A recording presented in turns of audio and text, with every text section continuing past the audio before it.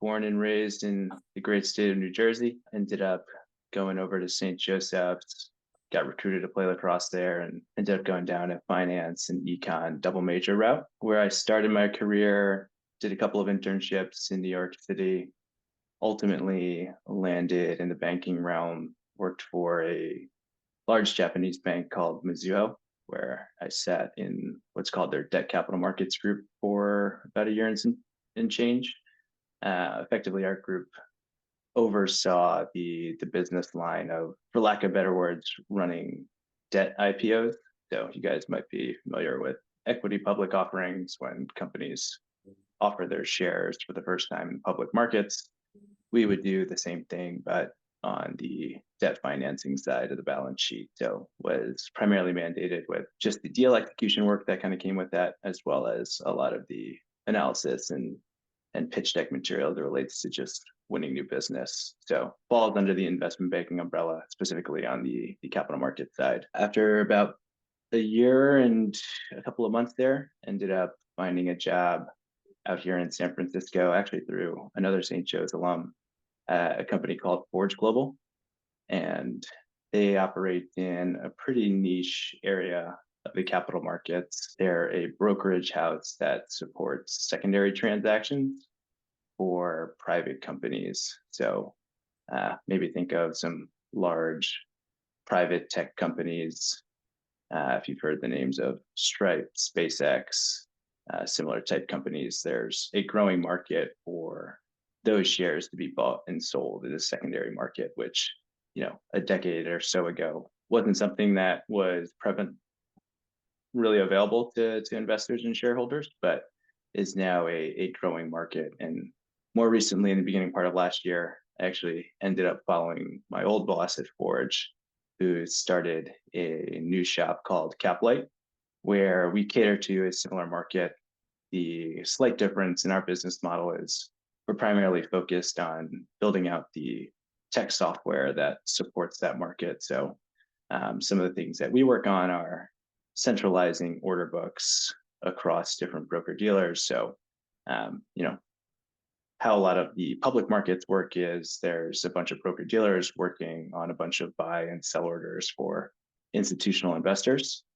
We're starting to kind of create the tech infrastructure to support that for private secondary markets, which historically is something that didn't really exist. And so it's a unique time to be innovating in that growing market, just as it relates to the activity and the involvement it's gotten on a historical basis. Currently live out in San Francisco, still love getting back to Philadelphia, just to relive my Hawk days. Was recently down there for alumni weekend. We had an event with the lacrosse team, and like to try and get down there for a game or two in the spring whenever I'm back on the East Coast. Just to kind of walk through how I was thinking about the process from an early student to landing my first couple of internships and ultimately my first full-time job. I always knew that I was trying to target something in the banking industry in New York, just from growing up in North Jersey and just kind of being exposed to a lot of friends' parents or people in our networks that were longtime career guys that were working on Wall Street, and so the proponent of finance and what that career could offer was something that always intrigued me, and sort of put the blinders on once I got to college as it relates to just really focusing on doing everything it took to get back to New York and hopefully land in a reputable bank and in a pretty good group just to start my career. And so spent a lot of time, especially as my sophomore year kicked up, really doing a ton of networking. That was kind of the most important part of my path, was just really understanding how I can get my foot in the door in a lot of these competitive places.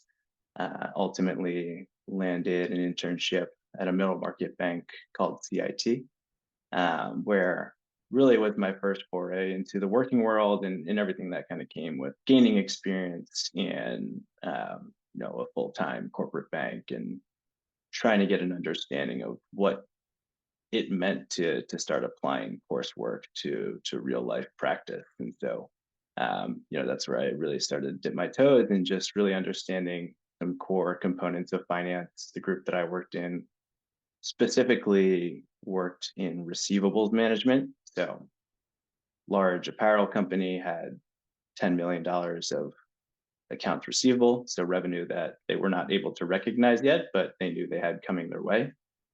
And so our bank worked by lending them kind of the balance of their outstanding receivables. And the overarching model was that you would purchase that at a discount, say there's 10 million of receivables outstanding, bank would buy that whole contract for 9 million. Company gets 9 million up front, and we get to make the difference over time as that 10 million gets collected. So, really just starting the core concept of how the process of actually booking and analyzing some of these financial concepts was just kind of a good foot in the door type experience. Really just kind of taught you how to operate in a working world, how to collaborate with other people and navigate an office. Had a similar experience in my next internship, which was the summer between junior and senior year, where I worked on the sales and trading floor at the Japanese bank that I ended up landing at, called Mizuho. So that summer in particular was really spent shadowing a lot of the sales and traders on the desk. It's unfortunately an internship where you don't get as much practical work as you would like, just because there's only so much that you could be doing as an intern. But at the same time, being able to sit next to these industry experts and just learn about how they think through things. And obviously side projects come up just to try and hone in on some of those concepts were always helpful. But again, a lot of, and in hindsight, how I think about it, a lot of the effort that went into putting myself in a really good position to be competitive for an entry level full-time role was just constant networking and always trying to understand where you would like to be, who are the people that can help put you in that direction, and use them as guidance for what are the things that you should know, what are the things that you should learn in order to make yourself kind of an outstanding applicant when push comes to shove. And obviously all the coursework that you guys are doing, whether it's on the finance front or the economics front, are all great fundamentals for being able to excel once you kind of step into a full-time role or some level of an internship. Now, the specific skills are always going to be dependent on what that job is and who you're working for. But just having that good kind of macro understanding of financial markets or economic forces and how those can impact things are a great way to set the foundation for you to actually excel when you're taking that into practice.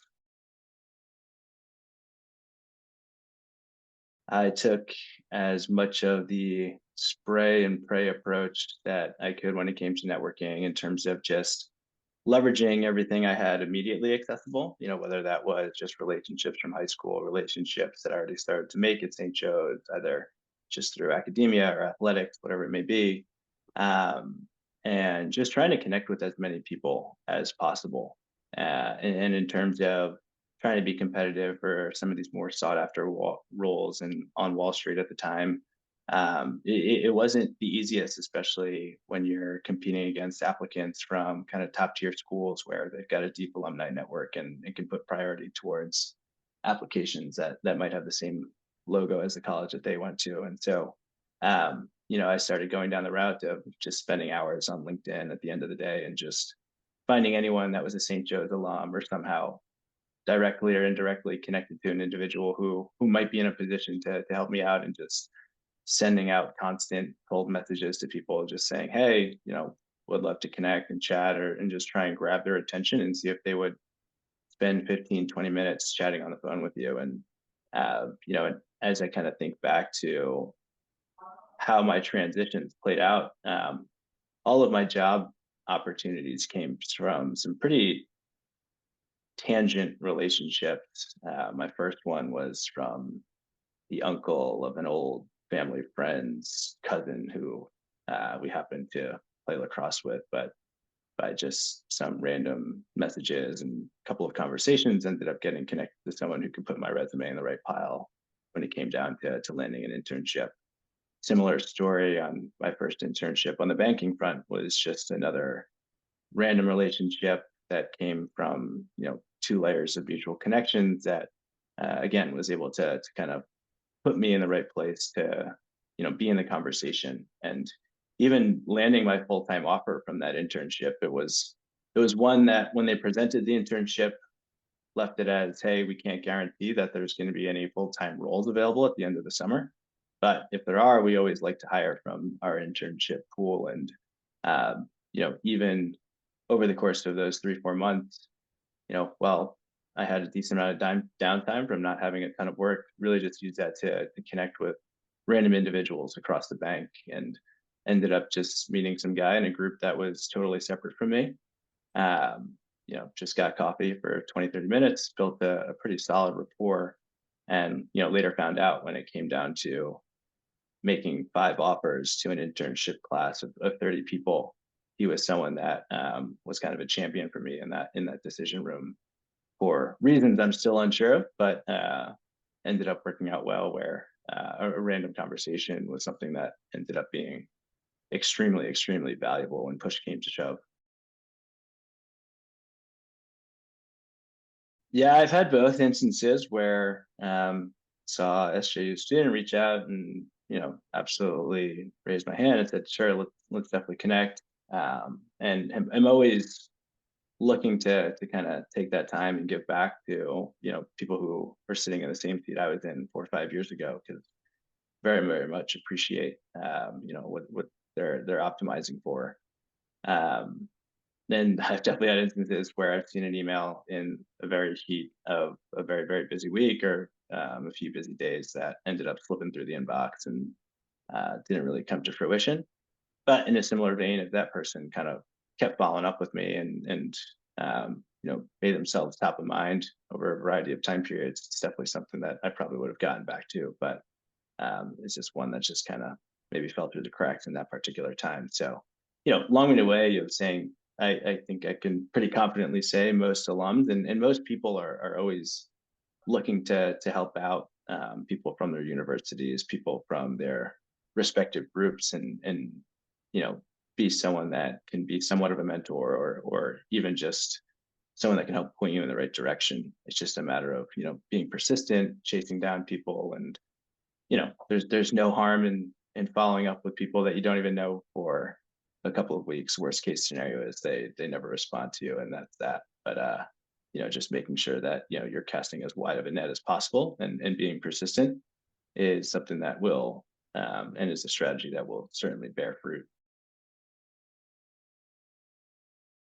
Yeah, follow up is always kind of an important way to, one, say thank you, and make sure that you're following up on any outstanding items that you guys might have left as part of the discussion. And what I mean by that, even if it's something that you guys should always be doing when you have these conversations at the end, is just the question of, one, really appreciate your guys' time, but yeah, is there anyone else that you know of in your network, or someone else that you can point me in the direction of that I can get connected with? And that ask alone is something that's always going to be extremely valuable as you kind of continue to build out that web of a network. And so that's always something that I like to include in the follow-up, or anything else that we might have discussed, even if it's just a thanks, I appreciate your insights on this topic, this industry, whatever it may be.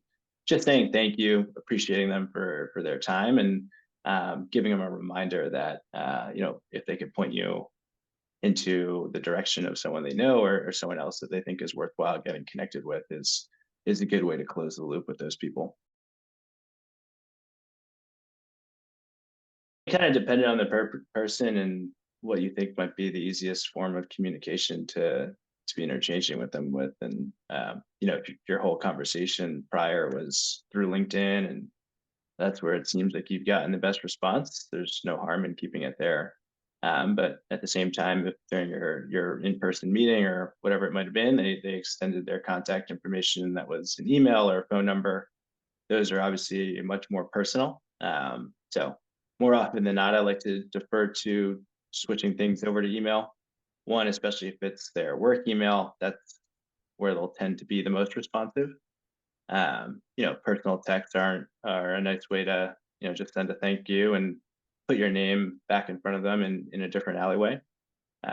So, you can kind of play with all mediums. I would say that, obviously cell phone is the most personal. Email is kind of that intermediary where you can maybe be a bit more, don't want to say aggressive, but persistent in terms of following up and not feeling bad about sending a second message and stuff like that. The short answer to the first question is around sophomore year, I didn't really necessarily know exactly what I wanted to do. I knew I wanted to go down the finance track, and within that, I knew there were a few kind of general areas to land and a lot of research and just understanding of what's generally available to undergraduates coming out of school.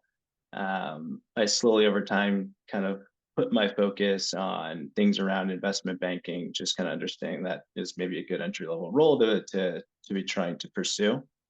So, sophomore year, the way I kind of framed my thinking was not too many internship opportunities as it relates to being directly where I would want to be, but also still a really good summer for me to start building up my resume. So it was more of a pretty broad-based approach of, hey, like here are all the things that are pretty interesting, maybe in the finance world.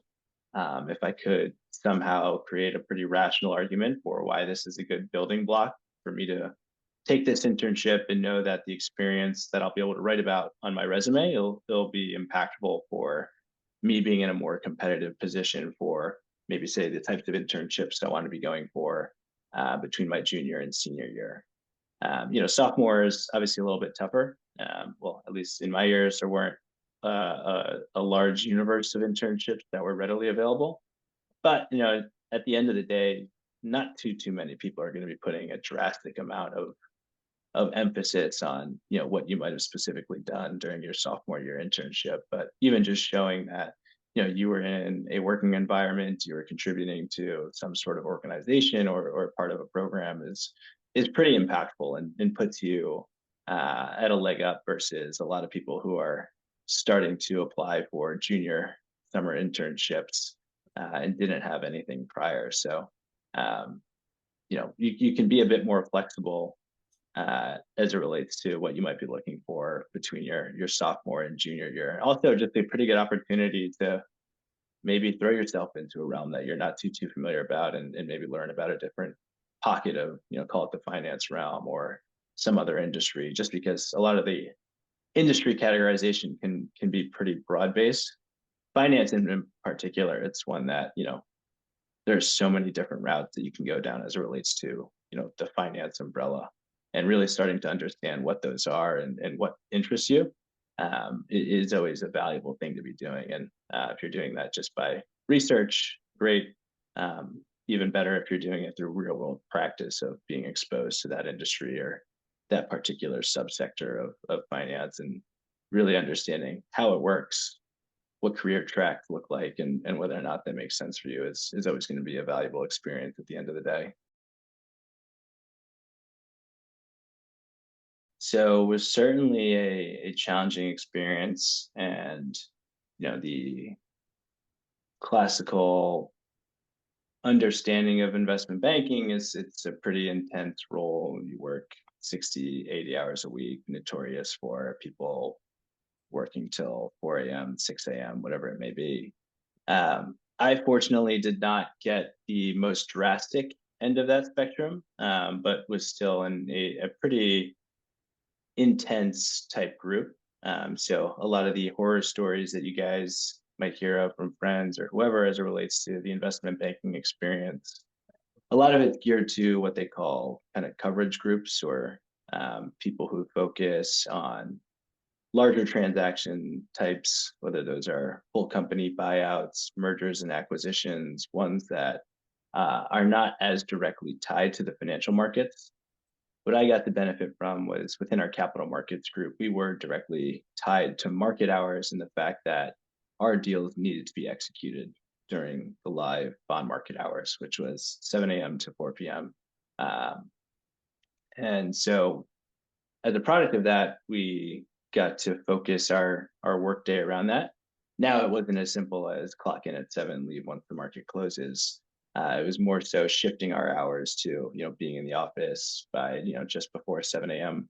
And then, market closes. Now you have an opportunity to actually start doing maybe more of your individual contributor work, whether that's just catching up on projects, analyses that you need to be doing. And so, the latter half of my day after the market was mostly focused on those things. And that would usually extend anywhere from 9 p.m. to midnight. Worst days, yeah, maybe 1 a.m., 2 a.m., but that certainly wasn't the norm. So capital markets, you get a bit of a more lenient work schedule, but that said, it's still a very, very demanding industry, and so you will certainly be pushed on a regular basis. And depending on what group you land in and what that culture is, you could be in a pretty tough situation where it's a not so great work culture that requires you to be in the office at wee hours of the night and having to return at 10 a.m. the next morning. The real world is always a nice big shock once you enter on a full-time basis. But yeah, I graduated end of May, and then first day on the job was mid-July. Um, yeah, it's certainly a pretty big transition, regardless of whether or not you participated in internships prior, kind of reshifting your life to where each week, each day, each month is completely focused around, your role in this specific company versus having a more flexible schedule around school, extracurriculars, whatever it may be. The mind shift kind of completely changes once you're kind of now in a very focused position where everything is framed around your professional life for the first time in the history of your own life. And so, um, you know, that was a little bit of a wake up call in and of itself. But one of those big factors is finally being in a seat where, the work that you produce now actually matters every single time, right? You're not just submitting assignments for grading, you're submitting assignments that are actual products of a company and are things that make a meaningful difference in that company. And even if you're just submitting a confirmation ticket for some small transaction, that makes a difference as to whether or not that client actually receives the product that they signed up for. And so, being able to very much appreciate that every thing you do, whether that's a tiny task or a big project, makes a material difference for that company, and that the margin for error becomes much smaller, especially if you're someone that really takes pride in your work and really takes pride in how you impact the team you're on. Just the kind of stress of that is a pretty big material change on an individual level. And even just understanding how to navigate in that, how to put yourself in an opportunity to, one, both be learning on a regular basis, but maybe even more important to that, understanding and making sure that you have a good supporting network of colleagues and mentors that can help you learn and can help you kind of iterate on things as you work through problems or work through processes, just so you're not kind of left on an island as a recent undergrad just entering the work world. That's something that I think is extremely important as you evaluate any professional opportunity, is just understanding the type of support you'll have to kind of augment your learning experience in a positive way. So yeah, I mean, that alone is a major life change, just kind of as it relates to my transition from New York to San Francisco. That was kind of more of a personal influence after being in New York for about a year and really spending the vast majority of my life on the East Coast, whether that be New Jersey, Philadelphia, or New York. Felt like it was maybe a good opportunity for me to explore moving to a different area of the country, and stumbled upon this job opening at Forge at the time in San Francisco. Didn't really think too much about it. Went through the interview process, really liked the people, liked the company, flew out there, and next thing you know, a week later, I was packing up my bags in New York and moving across the country. So that was really more of a personal decision to open myself up to maybe a bit more exploration outside of what I've naturally been used to in the greater New York area, and just seeing what else was potentially out there. One thing I wanted to maybe break away from was my current understanding of what the traditional career route was through finance. If you go into investment banking, a lot of the dialogue is, do 2 years in banking and they make a jump to hedge funds or private equity firms on the buy side. But I didn't necessarily want to pigeonhole myself to those specific career paths, and wanted to see what else was more broadly out there, and maybe take a chance in joining a smaller company. The longer I'm in my career, the less and less I think about the coursework at school. But that said, I still rely on a lot of things that I initially learned at St. Joe's, whether that's basic finance, basic understanding of markets and macroeconomic forces are things that we have to think about on a daily basis in our role, and really just kind of understanding financial markets and how to place value on certain assets are core concepts I initially learned in my finance classes. From a technical standpoint, I was fortunate enough to have a professor at St. Joe's that really emphasized honing in your Excel ability. And it was an investments class that the entirety was essentially taught on Excel, and really pushed us to dig into our technical abilities around that tool.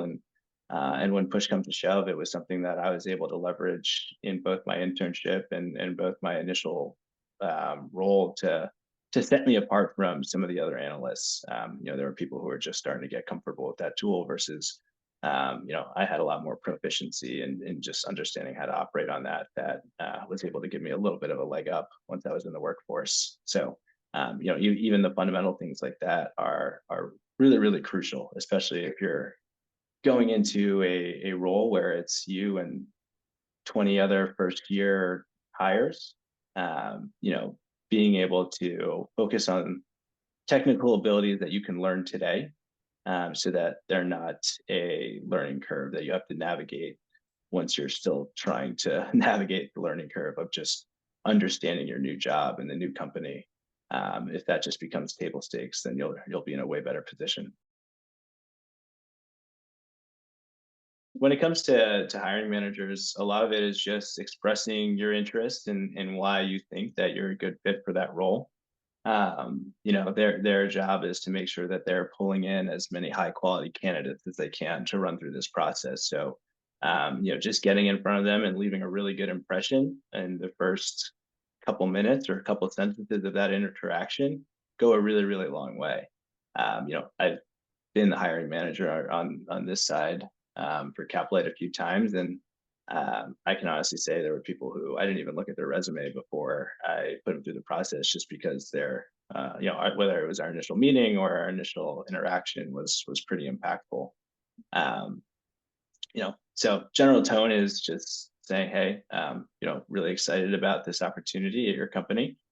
Here's a couple of very short, high-level reasons as to why I think this is a good fit for me, but maybe more importantly, why I think I'll excel in this role.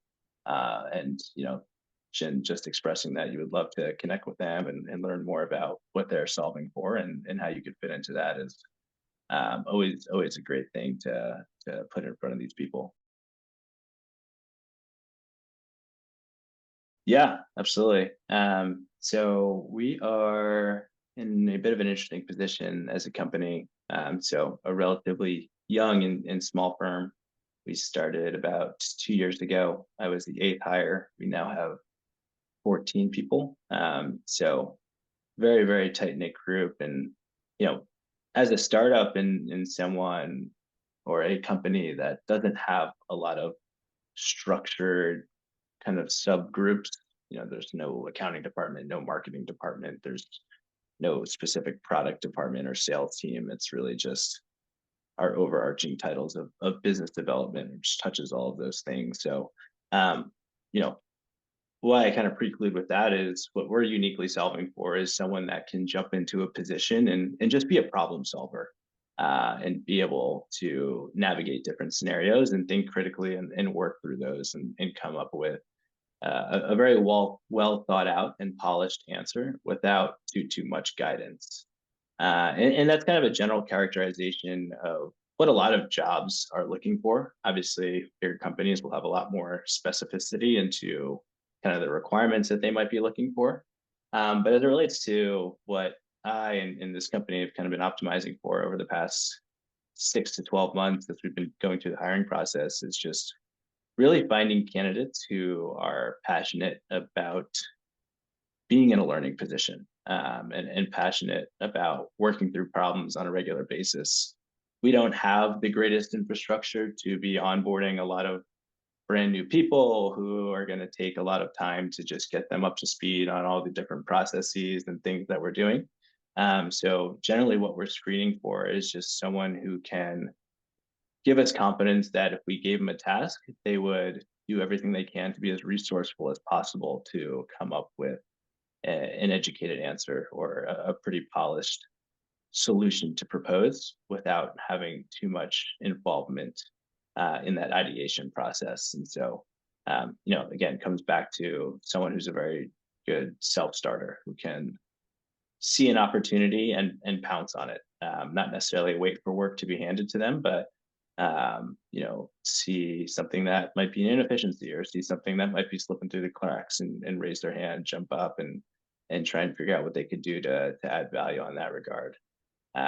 Someone who is very, very resourceful and a critical thinker, being able to spend time trying to find answers before you ask questions, while seemingly simple, is something that a lot of people in the workforce do lack. People often just have this assumption that because there is a problem, there has to be a solution already out there somewhere. And you just kind of jump into this phase of, oh, okay, like you guys are the company, like you should tell us what the answer is. Where the truth of the matter is, in our current stage in our life cycle, we're pretty much figuring everything out as we go. So, having someone that can kind of take an abstract problem and turn it into a product, turn it into a process is something that is extremely valuable, really in any role, and very specifically to us, just as it relates to some of the problems that we're solving for as a company. Yeah, the best and the worst are sometimes the same thing. Part of the reason I took this job and why I wanted to jump into a seed stage, very young company was to put myself in a position where, you're taking a company from 0 to 1 and going through all the learning pains and really understanding what it takes to actually become a self-sustaining company in some version of the word. Now, what that actually entailed for me was also being in a position where I can make my own decisions that have material impacts, right? The way that our team works right now on the business side, it's our CEO, myself, and 2 associates, doing anything from sales to operations, marketing, you name it. And we have a decent amount of leeway to try new tactics, try new systems, and iterate on that, which is a pretty awesome place to be. But at the same time, in a competitive industry and in a growing company, can also be some of the toughest challenges, right? It's your first time going through these problems. No one really has clean cut answers. There's many times where, we're stuck between 2 decisions on a strategy, whether that's a sales strategy, a deal strategy, whatever it might be, where, the answer as to which is better isn't really clear. And so you have to make a gut decision as to what you think actually might have an impact. Sometimes the tough part and all that, this is the first role that I have with this much responsibility. And so some of the challenges with that are not always having, someone that's your boss or someone that's kind of directly over your shoulder helping you make these decisions on a constant basis. We have a bit longer feedback loops where, we spend a week trying a couple of things and then maybe circle up next week and say, hey, what went good, what went bad, what were some of the learnings, what could we have done different? And so, yes, it's definitely a stressful role in terms of lifestyle.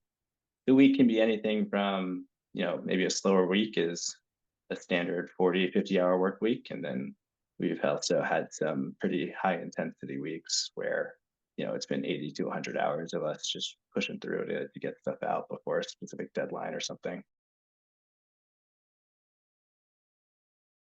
Yeah, I think the one general piece of advice is, be open to a lot of different opportunities.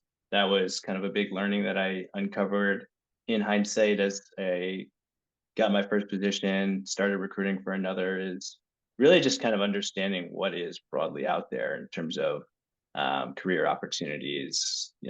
Very often you can catch yourself in the trap of just looking at things that people have told you about, or just looking at things that your direct network might have pointed you in the direction of. But um, you know, there's a very very large world and a very large economy of different opportunities that can take you in many different directions.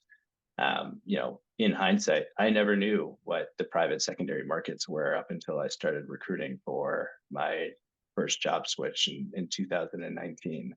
And when I was sitting in your guys' seat, I would never have told you that I would have moved to San Francisco to go start a couple or go join a couple of random startups. But they were opportunities that really just became known to me, and by some random occurrence of events that are pretty compelling and awesome career paths that I just didn't know was readily available. My whole thought process by junior year was, I have to make it in investment banking, or it's going to be a dud, which in hindsight is very, very far from the case. Most often than not, your first job is pretty far away from where your career will actually land you over the course of 6 years. So um, kind of a long-winded, indirect answer, but I think the biggest learning that came out of my first 3, 4 years in the professional workforce was a very broad realization that the different types of career paths and trajectories you can take is much larger than what you initially kind of understand when you're sitting in a college classroom. And don't put too much stress on maybe the first or even the second job.